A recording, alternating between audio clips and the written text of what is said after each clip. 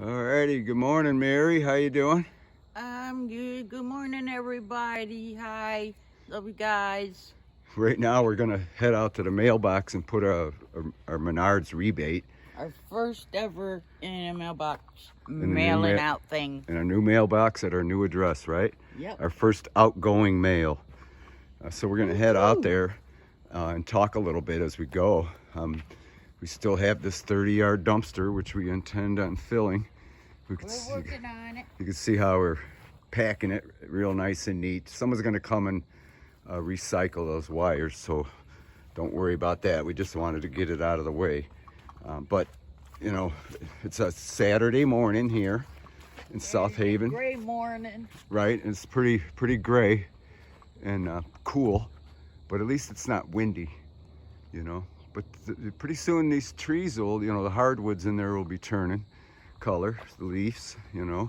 And across the street here, we're surrounded by a lot of woods. And you can see this is our street. It's pretty rural, you know. You go down there and there's some blueberry farms and you know, farms that grow corn and soybeans, but you wouldn't believe what grows around here in South Haven. I'm So gonna here we set go. this in here sideways for the mail lady. Nice. Yeah, see. So it's easy for her to get it out. Right. And she puts our mail in there like that too, I noticed. Not unlike the mail person at a previous place, Homestead 1, which we're still living at. I keep meaning to do a video there. But here, as we're approaching our mobile home, you can see we got everything all nice and neat. When we first came here a month ago, it was just a disaster. You know, it was just a yard and everything, but we got everything all nice and tidy and clean, and we're doing that as we're working on the place. But yesterday, basically, we moved the insulation that we had in the mobile home. You know, there's all the insulation we need for the walls and everything, but we had to move them into the storage area. So we did that yesterday, cleaned up a little more. We didn't get too much more work done because I had to. Most important thing was to work on the plans. I had to change them around a little bit. So while I did that, I increased it to a 1-inch scale.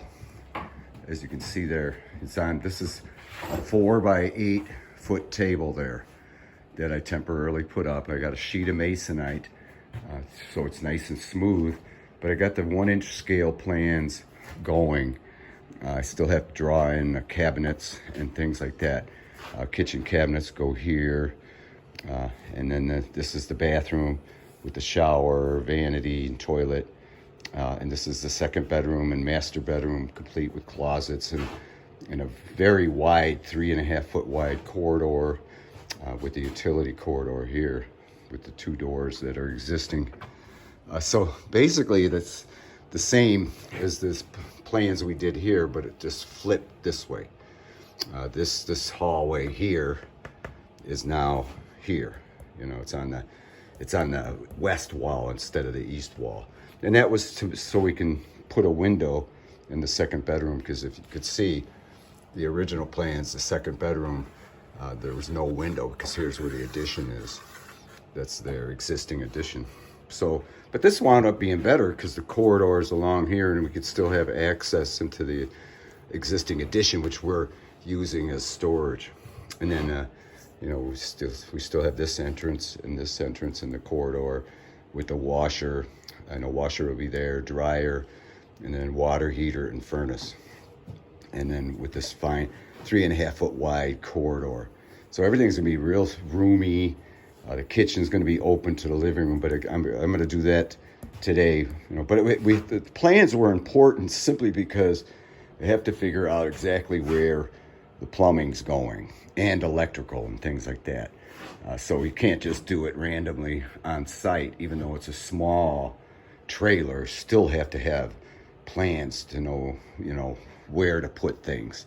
And that we're at that point because while this floor is open here, as you can see, we removed all the insulation and spread out the 2x10s that we're using for joists in the middle here. We spread them out for walking on. But the thing is before we complete this floor, the subfloor, we're gonna do all the plumbing and everything, right, Ma? And also all the electrical. So, and that's real fun. I have experience in doing that. I have little experience on the electrical, but I'm not afraid to do it. And the inspector said that we can do all this stuff ourselves, but they have to be inspected, and so which is fine. I want to make sure we do it right. Plus, if we need help, we have somebody that can help us. Oh, sure. If we have an issue. Oh, questions about the electrical. If we have an issue on the electrical. Yeah, there's a few things. Somebody. Now that there's electrical inspector, we have to be right on the money with everything. In fact, they may make us redo this out here. You can see above the meter, which I've never seen. I've never seen this before. Above the meter is just the Romex. Usually they require a metal pipe conduit all the way up to the top there. I've never seen this. They might totally require that. Plus this conduit going into the ground. It only goes into the ground, and then there's no conduit with the wire going into the house. So they may require us to do that. Which I don't mind. I hope they do, because like I said, I've never seen this before. So anyway, this video is a little more technical on a gray day, but Mary and I are enjoying ourselves. We love our new home here. We're not ready to move in, of course. That's going to happen as soon as the plumbing and heaters and everything is installed, which is coming up soon. And then we're going to wrap the outside. Now that we got the windows determined, off those two windows there are the bedroom windows, and these two windows here are the living room windows, but we're gonna replace them and to make them, they have to be egress. Yeah, that's just a little bit, but these two bedroom windows have to be egress windows for emergencies, in case they escape for fire and whatnot. So that's the code that we have to do. So we have to, before we can wrap the house, we got to replace those windows with permit required egress, and we might as well do these two as well. Basically, they're going to be the same width, but they're going to be lower, longer from top to bottom, probably about 4.5 feet. These are only 3 feet from top to bottom, so we're going to have to make bigger windows basically so they can egress. So that's part of the requirement we're going to have to do, which we don't mind. Again, we have no qualms with that whatsoever. So we're looking forward to moving on here, and hope you all enjoyed this video. We'll say goodbye, Mary. Bye, guys. Love you guys, and hope you guys have a great day. And we will see you tomorrow with another video. Yeah, we'll show you what we did today. I'm going to complete the drawing until it lights up a little more.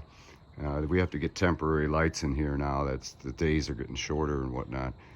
But we'll see. We'll definitely be here tomorrow, right, Mary? Yes, we will. We'll show you the progress of what we've done today, the completed plans and whatnot, and we hope maybe to get a course or two going on this floor.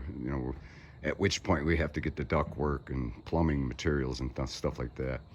So with that, we thank you for watching, and we'll talk at you later. Love you.